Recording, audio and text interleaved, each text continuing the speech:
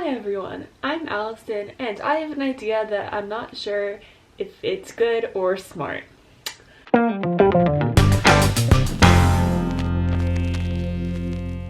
Yeah, I see a lot of book recommendations on TikTok and I thought, let's put some to the test.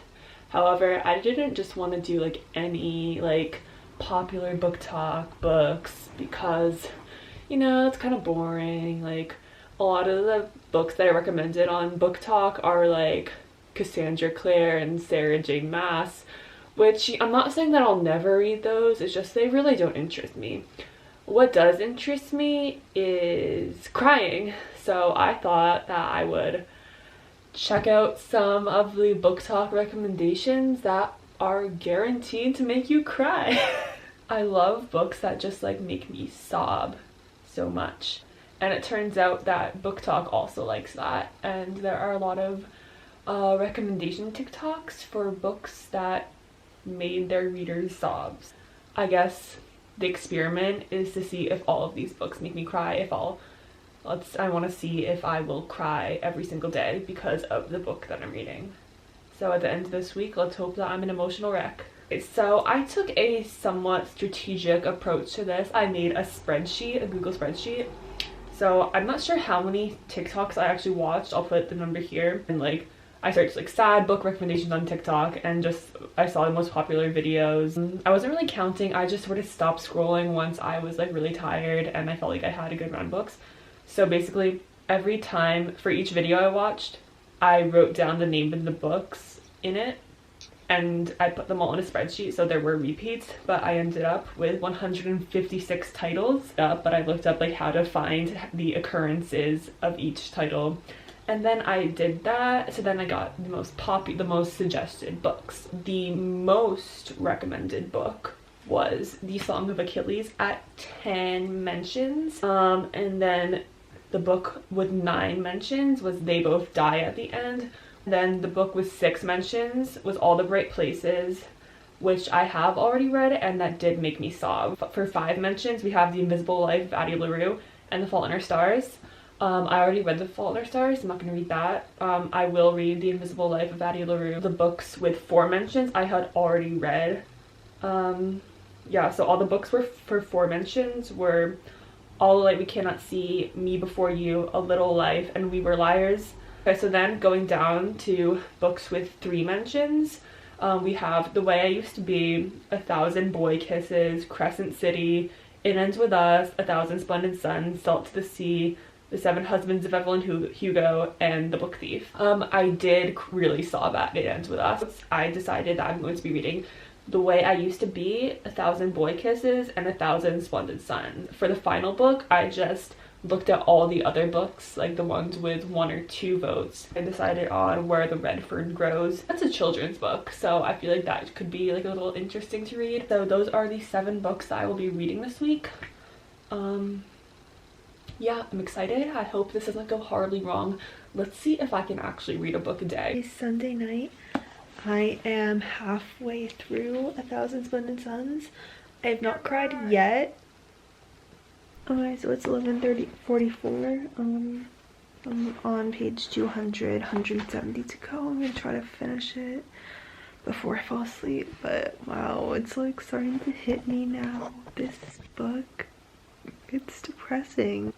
I definitely think I'm gonna cry. Okay, so it is now 1:40. I finished 1,000 Splendid Suns, and did it make me cry? The answer is yes. I wasn't bawling, but there were tears. Alright, so this part I will have some spoilers, but I mean the whole book, all these plot points and things that happened to the characters were just so devastating. I cried when I was reading the letter to Miriam from her father. That kind of thing just always gets me. Well, there's a part where he sent the tape of Pinocchio. That kind of thing always gets me, where someone who has messed up sort of asks for forgiveness and has a redeeming moment, but it's too late because Miriam was already dead. And I'm gonna tear up thinking about it. But the fact that Like, his letter was so heartfelt, and just knowing that she never got to experience his love in the way that this letter, in the way that he's meaning for her to experience it through this letter, that's just one of the devastating things to me, you know? I definitely can see why book talkers cried at this book. It definitely will leave you pretty emotionally drained. Anyways, this book, amazing. I'm going to give it 5 stars. And it did make me cry. I wasn't full out sobbing, but it was a super emotional roller coaster. Yeah. Okay, I'm just like rambling, but I need to go to bed, but I loved that book. And wow. Happy Monday. I am about to start reading The Way I Used to Be. I found it on Libby from my library, so that's cool. I literally know nothing about this book except that it made people cry, so that's why I'm reading it. Yeah, I'm excited to see what this is all about. I am 16 pages in and we are off to a heavy start. I can tell this is gonna be totally devastating already. Trigger warning for sexual assault. Basically, the main character, Edie, she gets raped by her best friend's brother and she has to go and face her rapist at the breakfast table. I can tell this is already gonna be really heavy. I think this is the book that I heard compared to Speak. I can't remember if Speak made me cry, but that was on the list a lot. But yeah, I think I'm gonna cry. So I'm about 1/5 of my way into, what's it called? The Way It Used to Be. I think it's supposed to take place over all 4 years of high school. I just finished freshman year, and so far, I don't know, I'm just not really thrilled with the writing style. I guess just like a lot of like the descriptions of high school is just sort of like tropey. I'm hoping it gets better. But yeah, I just feel like it's not, I feel like her as Eden as a character is not, I mean obviously she's not going to be fully developed 70 pages in, but I feel like a lot of the writing, I feel like it's skipping over a lot of important things. So it's the next morning. I was just really falling asleep, so I couldn't finish it last night, even though I really wanted to. Anyways, I am not liking this book. Okay, so I get this person, Eden, she's been through a lot of trauma, and it's sort of showing that now we're on to the senior year of high school, and basically it's showing like how she started sleeping with a lot of boys. Her friend and her got in like a really big fight about it, and they just made up literally so easily. Like everything, like none of these characters' reactions to the things seem natural. I'm not talking about her reaction to her assault years ago, like that makes sense to me. Like literally, I feel like this book is really, I feel like they're trying to fit too much into one thing, like having her hate her friend's boyfriend Cameron. Like why does she not like him? Like it's literally not justified at all. Okay, so there have just been multiple circumstances of her saying rhetorical questions and like for dramatic effect, and I am just like, I don't know, that just kind of annoys me. Like series of questions like this has happened before too. So I finished the book The Way It Used to Be. Not really sure how I feel about it. The ending, I did think the ending was definitely powerful. Like it did impact me. I didn't cry, but you know, I did definitely feel the emotion. The whole middle of the book, I'm not sure. I just feel like a lot of the characters were just, the side characters, I feel like they were meant to serve a bigger purpose than they actually did. I don't know, I feel like they were just there for like her to get into fights with. But yeah, this book, it contains very graphic depictions of SA. So just, if you read this book, beware of that. I just feel like throughout the book, it was just a lot of showing, not telling, but I did like the ending. Something that annoyed me was like the thing with Josh. Like why did they have to make Josh be 18? Or I feel like they could have just made Eden be 15, because then that would be okay. But I loved in the ending how Josh came back and like helps her and like as friends. Some things that I did like about this book was I liked how Eden, you know, she is unlikable. She does lash out at people who care about her. and which is something real that happens. As overall, while this book definitely is a sad book, I don't think it's really, like, it's sad, but I don't know, at least for me, it wasn't sad in the way that made me feel super connected and invested in it, I guess. Maybe because a lot of the characters just felt very surface level to me, so it wasn't as real on the page as other books are, if that makes sense. Okay, so reading Where the Red Fern Grows right now. Okay, I'm like almost done with this book and I'm getting kind of bored. I'm just like kind of sick of reading hunting scenes. So what are my thoughts on Where the Red Fern Grows? It was good, but I feel like the other book that I read today, that I already forgot the name of, I only really liked the beginning and the ending, which I still, the whole middle of the book was good as well, but I just got bored because it was just a lot of prolonged hunting scenes. Tear check, I did not cry. My eyes did get wet when the dogs died. Well, I guess I feel like this book, it has a sad ending because even though, so basically the parents, they really want to save up and move to a city so that the children get an education, and then because of the dogs hunting, they end up making enough money to move to the city, which is like, it's good that they're able to get an education, but it just made me sad. And then at the end, it was like looking back, you know, as an adult, and he was like, I never went back to the Ozarks, and that just makes me so sad just thinking about leaving nature. It was a good book, not my favorite, but I definitely do appreciate it. Okay, so it is Wednesday. I am about to start reading 1,000 Boy Kisses. I just want to start off by saying I really hate this cover, but apparently it made a lot of people cry, so let's hope it's really good. Or it doesn't even need to be good, it just needs to emotionally destroy me. Okay, so I just found out that this book is Norwegian, or at least was translated from Norwegian. Okay, so I don't know why I thought it was actually, it's not, it wasn't originally in Norwegian.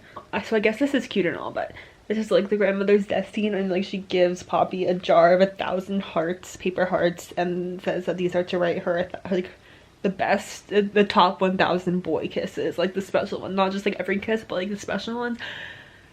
It's like, what? I mean, it's cute, sure, I guess. Okay, so I understand the intention behind giving Poppy the jar of hearts, because it's like, it's sort of cute, whatever, it's like encouraging true love and stuff like that, whatever. But just like, I feel like it's weird to give it to an 8-year-old and be like, here, you need to have 1,000 amazing kisses. And this book is already annoying me. Okay, so it's alternating perspectives between Poppy and Rune. And she was different to any other girl in our class. Poppy was quirky, not cool. She wasn't concerned with what people thought of her. She never had been. Okay, so she's a weirdo. She's weird. She doesn't fit in. She doesn't want to fit in. She played the cello because she loved it. She read books. She studied for fun. She woke at dawn just to watch the sunrise. Okay, we get it. She's not like other girls. Okay, I put the camera down, but then I saw this next sentence, which is even worse. It was why she was my everything, my forever always, because she was unique. Unique in a town full of carbon copy bimbos. She didn't want to cheer or bitch or chase boys. She knew she had me just as much as I had her. Yeah, I'm really not liking this book so far. I want Poppy and Rune to break up. I'm only 37 out of 347 pages in, and well, I hate how, like, basically as soon as the book started, it was like they immediately fell in love. Like, I love like a slow burn, so maybe that's why this isn't really doing it for me. But also, they're just being way too cutesy. Like, if I saw two 15-year-olds acting like this, I would want to drop kick them. Also, I hate the whole thing where it's like they have friends, but they don't really like hanging out with their friends because they're just so in love, they only want to be with each other. Like, I don't think that's healthy. Okay, so they're 15 now, and Rune just got told by his parents that they're moving back to Norway, and they've known for a month, but they're telling him now, and they're leaving the next day. So I just freaking hate the way that all these characters talk. Like, it just seems so fake. I am so sorry, Rune. That daughter of mine will be heartbroken when you leave. You're her whole life. So I hate how he keeps referring to her as my girl, like not in dialogue, but just like in thank freaking God Mr. Rune here is back in Oslo. Now it's 2 years later, now they're 17, and now he's coming back. Why can I not have any peace? Listen to what Miss Poppy here is wearing to a house party. My sky blue skater dress hung to mid-thigh, my bobbed round hair was pulled up at the side with a white bow, and I wore black ballet flats on my feet. I pulled out my favorite silver earrings and slipped them into my lobes. They were infinity signs. Grabbing my cropped denim jacket, I hurried out of my bedroom. I'm not hating, I definitely would have worn that when I was in middle school, but this outfit just screams 2014 to me, which is amazing. I mean, this book was written in 2016, which means this could be 2014. I knew this sort of thing was gonna happen. She has a matter of months to live, which is obviously very sad. Like, so far this book has felt like a mixture of Twilight, The Fault in Our Stars, and A Walk to Remember. See, I told you this was Twilight. He literally went into her room to watch her sleep after he found out she was dying. Rune, my Scandinavian bad boy. They just had their first kiss in 2 years, and it is kiss 357. I have to read this for over 600 more kisses. What the hell are pixie boots? This literally is The Fault in Our Stars for Bob. I cannot freaking believe it. Her cancer has been getting worse. Like, her white blood cell count decreased recently. The Rune had already reached out to her aunt to like plan a trip, and it's like a surprise now. And her dad's like doesn't want to go, and he's like, I don't want you to fly on the plane. Is that literally not The Fault in Our Stars when they go to the Anne Frank house to make out? I remember in The Fault in Our Stars they didn't want her to go on a plane, but then she did. Like this.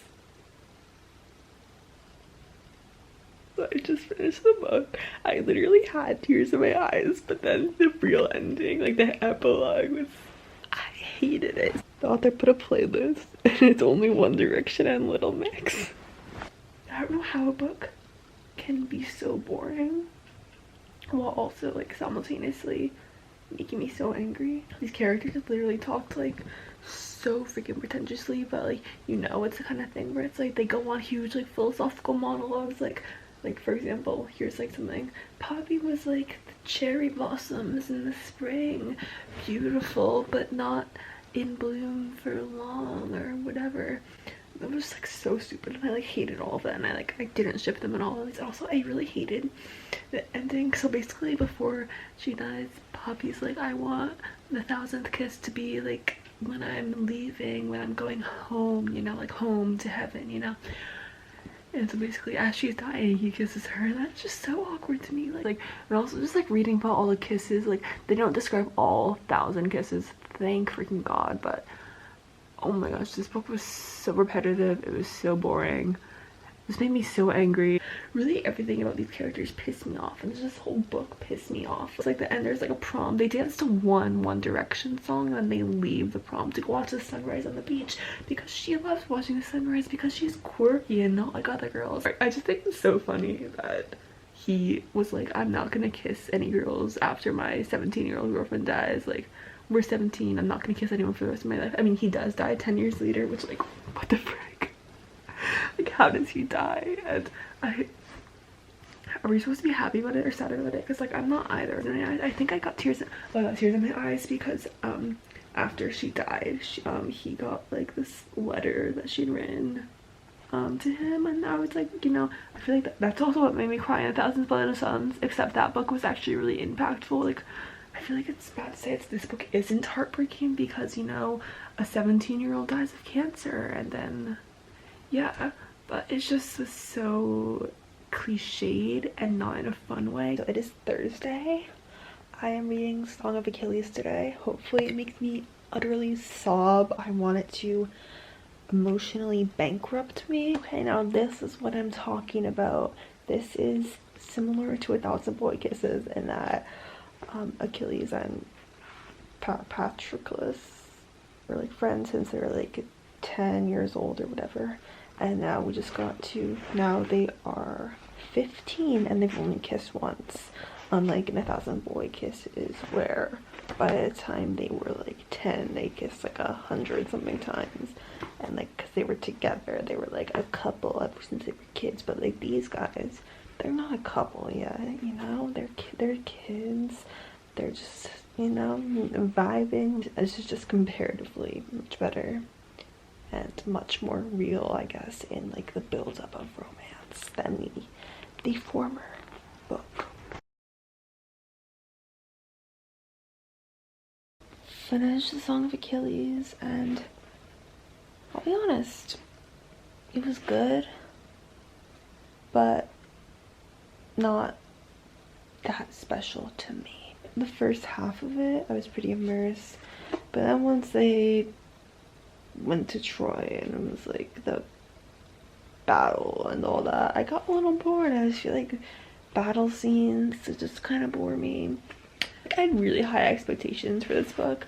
Like, I thought I would be like bawling my eyes out. Like, I guess this book, like, it was sad for me. Like, I was like, I felt emotions of sadness in relation to the text, but it didn't tug at my heartstrings enough to make me cry. Yes, I feel like I just really hyped this book up a lot in my head, because I feel like I see everyone on BookTok and BookTube talking about this, and it was a good book. Overall, it's like a meh, but like not like a meh, it's bad, but it was like a good, it was like meh, but it's good, you know? Oh, I just finished reading This Is Where It Ends. It was very devastating. I did not cry though, which I don't know why. I feel like I would have. My eyes did get like a little wet at the end, but I didn't cry. But I definitely do feel like a little hollow after reading that. It was just a lot. It was really devastating. So basically it's like alternating POVs of like 4 characters and their intertwined relationships and connections, and also their relationship with the shooter. The plot only takes place within an hour, so it's really quick. I guess, I don't know, I just feel like a little hollow. At the end of the book, there's like the book playlist, and Safe and Sound by Taylor Swift is on it, so love that. The last chapter, like the epilogue, I think that was where it was like, that hit me the hardest, where they all have like a vigil. I feel like the book was just a little bit too short to really go in depth at everything. I think overall, I guess it was a good mix of, you know, the plot, what's the events of the school with the characters' backstories, their interpersonal relationships, their ambitions, I guess, because I guess it's something that's you see with nurse shootings in the news. It becomes like just a number. So I feel like this book was sort of an attempt to humanize the situation a little more, humanize the victims. I'm glad I read it. I think it was pretty good. Now I'm gonna start reading the They Both Die at the End, which I do have sort of high expectations for, but I feel like after reading The Song of Achilles, I'm a little bit nervous, because this was the book with like the second highest amount of cry ratings, I guess. And The Song of Achilles, it was sad, but I didn't think it was that sad. I didn't think it didn't emotionally devastate me like I wanted it to. So I hope that They Both Die at the End emotionally devastates me. I feel like the fact that I read A Little Life, that really set my expectations really high for crying books, because that book just like was so devastating. And this was also devastating, I guess. I don't know, why do I want to be devastated? I guess like this whole week has just been a challenge to see how many times books can make me cry. And I haven't really cried. Like, I teared up a little at points. I just finished They Both Die at the End. It did not make me cry. I did get like sort of a heavy like feeling of sadness, you know, like in your like chest, where it's like, I don't know, it's like hard to describe. I didn't cry. I thought it was sad, it was sweet. Like normally like the really fast, you know, like falling in love doesn't work for me. Like I usually hate it, but I feel like in this case, like it kind of, I think it did work. Sort of like, it was sort of like below sunrise. I mean, it was very Before Sunrise-esque, which is a movie that I love very much. I just think it definitely was like an interesting topic, you know, like finding out that you have 24 hours to live. But just like some of the scenes where I guess it was like sort of a commentary on like, what would society be like if people found out they were dying in a day. like with all like the amusement park-esque things, you know, like the makeup moment, whatever. But I just thought that was kind of boring to read about. I kind of wish we didn't like have, I don't know, I guess it's sort of like, I guess it makes sense that like, you know, they're creating these experiences to make you feel like you've lived a fuller life, to make you feel like you're experiencing life to the fullest on your last day, when really it's all just like fake, which I guess that is sort of interesting, but I don't know, I just don't really like that. I don't even know if that makes sense, but overall this was like, it was an okay book. I don't really feel any strong thoughts about it. I guess I didn't read a book a day. I mean, how many books did I even read? I was gonna read The Invisible Life of Addie LaRue, but I really don't feel like it. I really thought that I would be a lot more emotionally devastated than I was. Because really none of the books this week made me sob. I did shed a few tears, but probably the saddest was A Thousand Splendid Suns. A Thousand Splendid Suns was the only book that I'm like, wow, that was amazing. Like, yeah, I'm giving it 5 stars, but all the other books were just sort of okay. They were sad. They were all pretty good except for A Thousand Boy Kisses. I absolutely hated that. Comment below any books that you think can get me to sob, because I did not sob this week once. Also, if you have any movie recommendations to make me sob, that would be good too. Alright, this was my reading experiment. I definitely do not think that it is sustainable, for me at least, to be reading a book a day, because this was really tiring. Now I'm gonna get back to my normal reading schedule, which is probably like a book a week, maybe a little more. But yeah, this was an interesting time, I guess. Bye bye.